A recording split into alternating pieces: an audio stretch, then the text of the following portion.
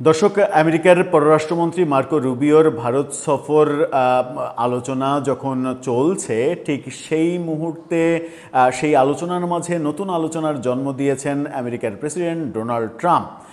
তিনি ভারতে একটা ভার্চুয়াল অনুষ্ঠানে যোগ দিয়ে যে মন্তব্য করেছেন, যে কথা বলেছেন, সেই কথাই বিশ্ব তোলপাড়। তিনি সরাসরি বলে দিলেন ভারত যা চাইবে তাই পাবে। তার মানে নরেন্দ্র মোদী এবং ডোনাল্ড ট্রাম্প এখন আগের চাইতেও অনেক ভালো বন্ধুতে পরিণত হয়েছেন। এখন প্রশ্ন হচ্ছে, নরেন্দ্র মোদী ট্রাম্পের কাছে কি চাইবেন? সেই চাওয়াটা কি শুধুমাত্র ভারতকে কেন্দ্র করে চাওয়া, নাকি এই যে দক্ষিণ এশিয়ার যে রাজনীতি, সেই রাজনীতি নিয়েও একটা বড় চাওয়া থাকবে, যার মধ্যে বাংলাদেশও অন্তর্ভুক্ত? চলুন একটু বোঝার চেষ্টা করি ভারতের চাওয়াকে কেন্দ্র করে আমেরিকার বাংলাদেশকে নিয়ে যে পরিকল্পনা, সেই পরিকল্পনায় কোনো ধরনের পরিবর্তন আসবে কি না।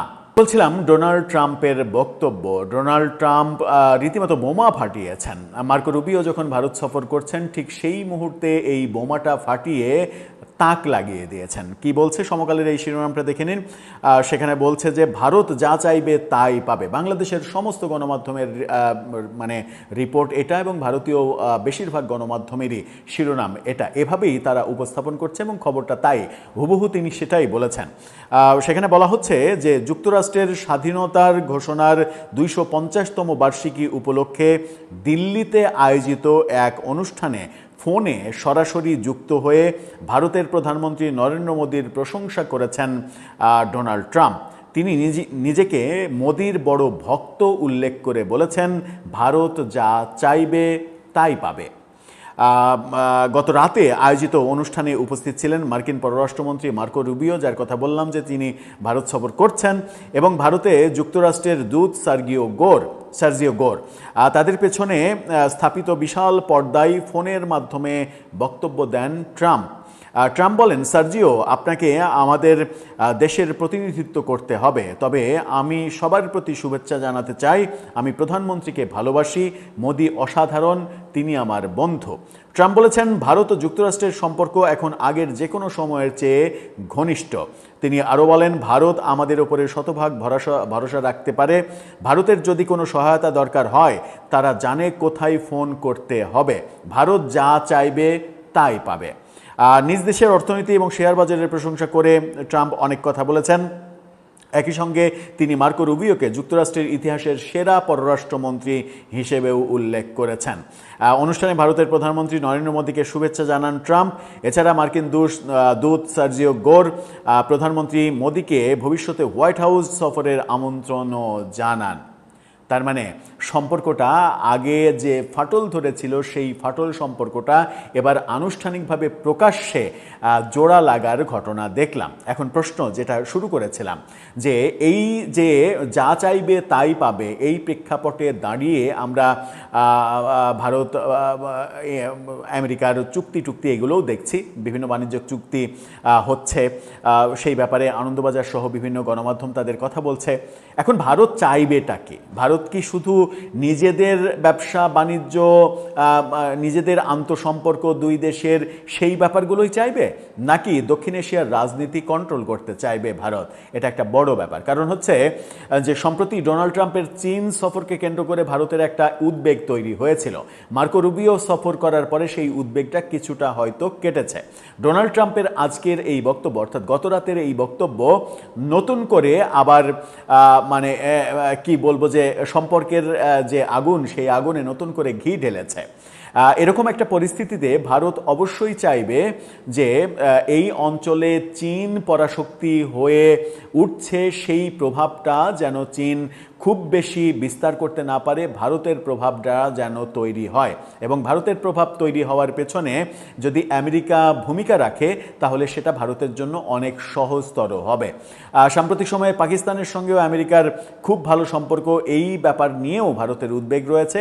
কিন্তু এই সমস্ত উদ্বেগের মধ্যে ডোনাল্ড ট্রাম্পের এই বক্তব্য একটা সিগনিফিক্যান্ট ব্যাপার। এখন ব্যাপার হচ্ছে যে দক্ষিণ এশিয়ার মধ্যে তো বাংলাদেশও পড়ে। তাহলে বাংলাদেশের রাজনীতি নিয়ে ভারত ডোনাল্ড ট্রাম্প কি আলাপ হতে পারে কিংবা দুই দেশের কি আলোচনা হতে পারে, সেখানে কোন কোন প্রসঙ্গ থাকবে? বাংলাদেশের সমুদ্র বন্দরে মার্কিন ঘাঁটি, বাংলাদেশের বিমানবন্দর ব্যবহার করা মার্কিনীদের জন্য, এই ব্যাপারগুলো কি ভারতের জন্য থ্রেট নাকি ভারতের জন্য সুবিধা? এটা চীনের জন্যই শুধু থ্রেট? এটা একটা গুরুত্বপূর্ণ ইস্যু। সেই ক্ষেত্রে আমেরিকার বর্তমান কার্যক্রমই অব্যাহত থাকবে নাকি ভারত সেখানে কিছু পরিবর্তন আনতে বলতে পারে? আরেকটা ব্যাপার হচ্ছে যে বর্তমান যে বিএনপি সরকার, সেই বিএনপি সরকারের সঙ্গে আমেরিকার সম্পর্কটা খুব ভালো পর্যায়ে নিয়ে যাওয়ার একটা চেষ্টা হচ্ছে। সেই চেষ্টা যদি অব্যাহত থাকে, একদিকে আমেরিকার সঙ্গে ভালো সম্পর্ক করার চেষ্টা, অন্যদিকে যদি ভারতকে পাত্তা না দেওয়ার ঘটনা ঘটে কিংবা ভারতের সঙ্গে সম্পর্ক উন্নয়নের ঘটনা না ঘটে, ভারত যে চাওয়াগুলো বাংলাদেশের কাছে চায়, ব্যবসা বাণিজ্য সম্পর্ক, সব থেকে বড় চাওয়া ভারতের যেটা আমরা বুঝি সেটা হচ্ছে যে নিরাপত্তা কনসার্ন তাদের সব থেকে বড় চাওয়া, যেটা শেখ হাসিনা সরকার তাদেরকে দিয়েছিল বলেই শেখ হাসিনা সরকারের সঙ্গে তাদের অসাধারণ সম্পর্ক ছিল। এই দুই দেশের চুক্তি ফুক্তি, দেশ বিক্রি করে দেওয়া, এগুলো সবই বাকোয়াস কথা। মূলত শেখ হাসিনা যেটা করেছিলেন সেটা হচ্ছে যে ভারতের বিচ্ছিন্নতাবাদী উগ্র জঙ্গি গোষ্ঠী কিংবা সন্ত্রাসী গোষ্ঠী তারা যে বাংলাদেশে বিভিন্ন সময় আশ্রয় পেয়েছে কিংবা পাচ্ছিল, যাতে করে ভারতের উদ্বেগ বাড়ে, সেই ব্যাপারে শেখ হাসিনা মোটামুটি জিরো টলারেন্সে গিয়েছিলেন। সেটাই মূলত ভারতের জন্য বাংলাদেশের সব থেকে বড় উপকার করা, যেটা ভারতের বিভিন্ন পর্যায়ের বক্তব্যটা এটাই। ওই জায়গাটা, কারণ ভারতের নিরাপত্তা বিঘ্নিত করে তো বাংলাদেশের কোনো লাভ নেই। সেই জায়গাটা করে যদি ভারতকে খুশি করা যায়, ভারতের কাছ থেকে যদি আমি অনেক সুবিধা আদায় করতে পারি, তাহলে সম্পর্কটা তৈরি করব না কেন? দেশবিরোধী অনেক চুক্তির কথা শুনেছি, কিন্তু ইউনূস সরকার হাসিনার দেশবিরোধী চুক্তি একটাও সামনে আনতে পারেনি, যেটা ভারতের সঙ্গে শেখ হাসিনা করেছেন। এখন বিএনপির সঙ্গে ভারতের সম্পর্কটা কেমন হবে, এটা একটা বড় বিষয়। এবং সেই সম্পর্ক হওয়ার ক্ষেত্রে ভারতের আর কি কি চাওয়া রয়েছে? ভারতের একটা বড় চাওয়া রয়েছে আমরা জানি, সেটা হচ্ছে যে আওয়ামী লীগকে রাজনীতি করতে দিতে হবে। নির্বাচনের সময়ই ভারতের চাওয়া ছিল অন্তর্বর্তী সরকারের কাছে ইনক্লুসিভ নির্বাচনের, যে অন্তর্বর্তী সরকার ভারতকে পাত্তাই দেয়নি। বিএনপি সরকার কি একইভাবেই পথ চলবে? ভারতকে পাত্তা দেবে না? ভারতের যে প্রভাব, ভারতের যে চাওয়া, সেই চাওয়ার এগেনেস্টে যদি যায়, তাহলে সেই ক্ষেত্রে ভারত আমেরিকার শরণাপন্ন হবে। চাপটা আমেরিকার দিক থেকে আসবে। আমেরিকার দিক থেকে যদি চাপ আসে, সেটা আবার খারাপ দিকে চলে যেতে পারে। সব হিসাব নিকাশ থাকবে, কারণ ভারত আমেরিকা দুই দেশই একটা বড় ফ্যাক্ট। আজকে যমুনা টেলিভিশনের সঙ্গে সাবেক পররাষ্ট্র উপদেষ্টা, ইউনূসের পররাষ্ট্র উপদেষ্টা, তিনি যে সাক্ষাৎকার দিয়েছেন, সেখানেও পররাষ্ট্র নীতি নিয়ে তিনি একটা কথা, খুব গুরুত্বপূর্ণ কথা বলেছেন। সেটা হচ্ছে তারেক রহমান সরকারের জন্য সবথেকে বড় চ্যালেঞ্জ হচ্ছে একই সাথে আমেরিকা, চীন এবং ভারত, এই তিন পরাশক্তির সঙ্গে ভালো সম্পর্ক তৈরি করা।